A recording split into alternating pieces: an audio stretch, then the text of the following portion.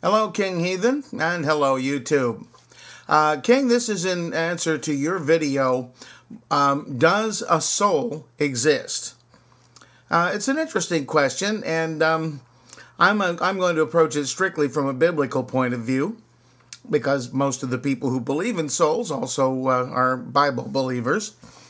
But to start with, though, just to get a definition, I'm going to the Merriam-Webster dictionary.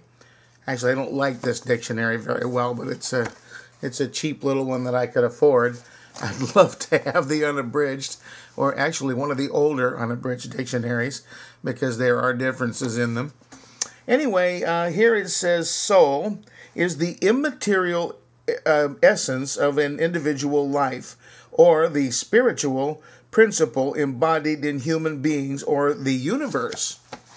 A soul, something immaterial, something something of the essence of a human being.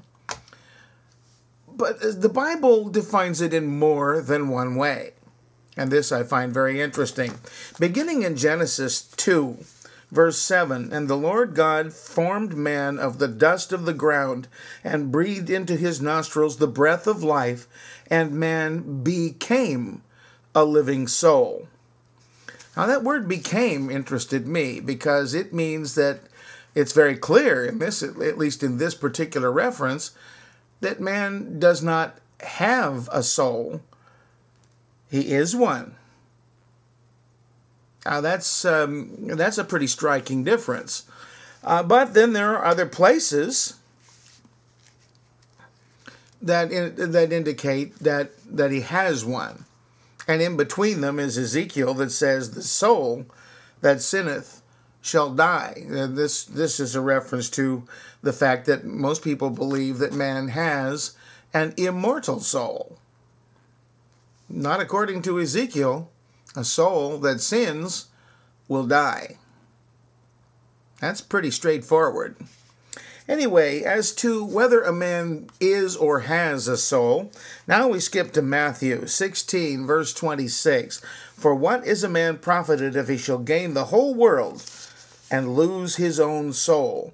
Or what shall a man give in exchange for his soul?" Now it's pretty clear that at least Jesus thought that man and soul were something separate. That a man had a soul, possessed one, that he could either retain or give up, but that the soul was not the man. And again in Matthew 10, verse 28, "Do not be afraid of those who kill the body but cannot kill the soul. Rather be afraid of the one who can destroy both soul and body in hell." So, does a soul exist? Well, if you're a Bible believer, it must. But whether the soul is the man or is only part of a man is something quite different. Now, I guess that answers the question, at least from that perspective. And I'm gonna let it go at that, because I'm usually pretty long-winded on these things. I could go a lot longer, but I won't. Anyway, I'll add this to your video and see what kind of comments accrue.